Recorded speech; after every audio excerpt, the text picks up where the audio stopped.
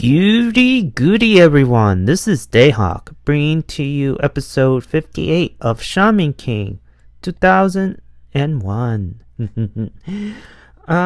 So the last time we saw our heroes, well, they were about to travel to the world of the great spirits until Ren decides, hey, I want to fight you, yo. Yeah, I know, it's terrible timing. Meanwhile, outside, all the shamans in Patch Village are seeing what's going on, and we see the X-Laws, just cutting through the crowd, and poor Millie, just asking for Lyserk, and Marco, being a douche that he is, he is saying that Lyserk is no longer one of us. He's lost sight of justice, and he's gone. And you see Lyserk overhearing what Marco has said, while we see the not the X-Laws, the Lily Five, just with their heads down, and like, oh man. And then we get to see again Ren with his giant oversoul, and everyone is like confused on what's going on. And you have June coming in asking Yoh to please duel him. And everyone's like, are you serious right now? Hao is ahead of us, we need to really get going here. But Yoh's like, alright, fine. And so Yoh tend to show off, and he turned his Spirit of Sword into a normal sized sword, and Ren went after him, but Bison disappears, like he's gone, and then Ren tries to attack him onward, and again he sliced his spear up, and Ren was wondering what the hell is going on, until he managed to mimic what Yoh had done. So he had his giant spear, but then he somehow made it smaller, yet at the same time still maintain his Feiroku power. And he was beginning to understand, and managed to knock away Yoh. And Yoh was impressed. I mean, Ren is a quick study, and we always knew that he is a quick study. And it's just the match itself. It was not like in the reboot where he was determined to kill him, and the speech, like, I did tons of training. I wanted to end our friendship with this, I step aside the whole lovey-dovey crap, but Yoh put it on blast again that no, you don't have the heart to kill me. In this case, it was more about Ren accepting that, he can be stronger together and that sort of thing. I know the match was out of nowhere, but his ego was, and also with Chrome really taking a dig on Ren, because if you remember, Chrome was like, well, you can never be stronger, and Yoh is a better man, and that's where we had this match. But he understood that he could get stronger, and it's better to work with him than against him, I guess. But to me, it was like somewhat like a waste of time, but But we get into the Forbidden Forest, and then we have Manta in his laptop with Mosuke and of course Morphine, and then Morphine is tapping on the screen and sees Lyserk going to where the others went. So Manta decides to follow him, and it was like, you can't go because you'd be in the way, but Manta's like, I have to be there with my best friend. And it just tells you that Manta and Yoh are really, really close.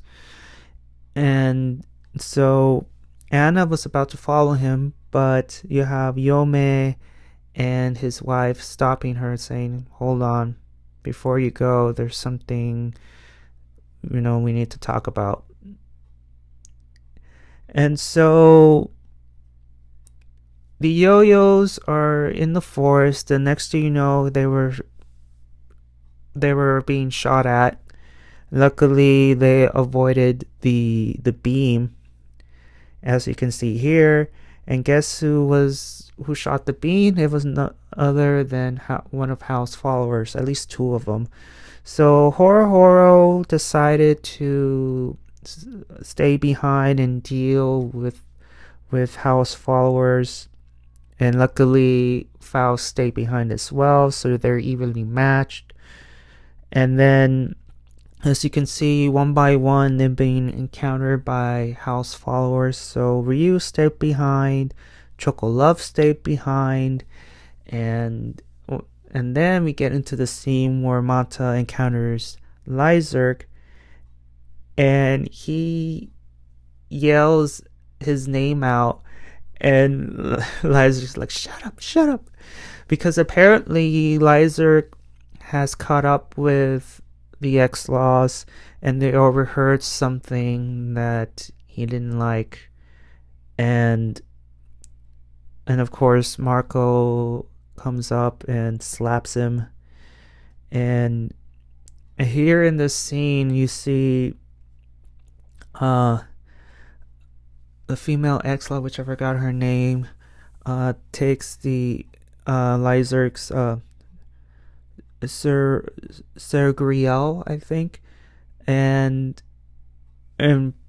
not necessarily stripping him. It's just like, this is the scene where all three of the X-Laws that we know who were killed, if you could remember from the reboot, that they were killed in a match. This is the original scene where they all got killed by Hao. So we all know what their plan was. It's to figure out Hao's secret, and hopefully they can kill him, which we all know it just didn't work out.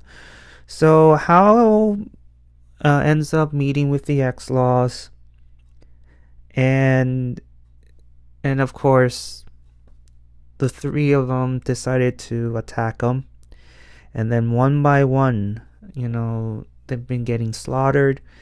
And then we get to see more of Hao's followers encountering the Yoh-Yohs. So they're just splitting up the groups one by one, and it's just like, man, it's up to Yoh now, because he has to be the one to find him, apparently.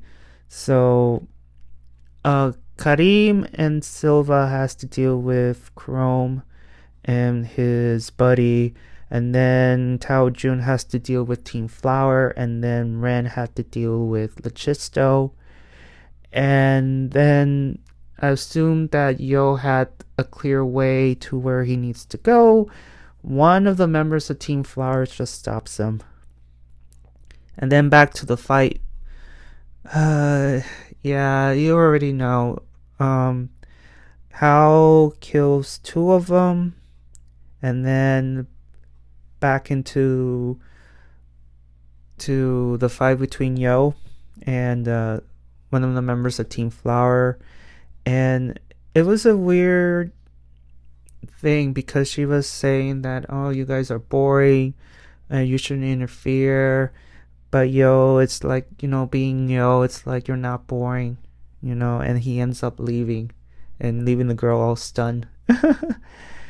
And this is the part where, again, the same thing. The X-Laws encased Hao in this pyramid, and two of the members of the X-Laws are already dead, which leaves with one person and with the dynamite, and hopefully with his and the other two sacrifices, they finally kill him. And it explodes, but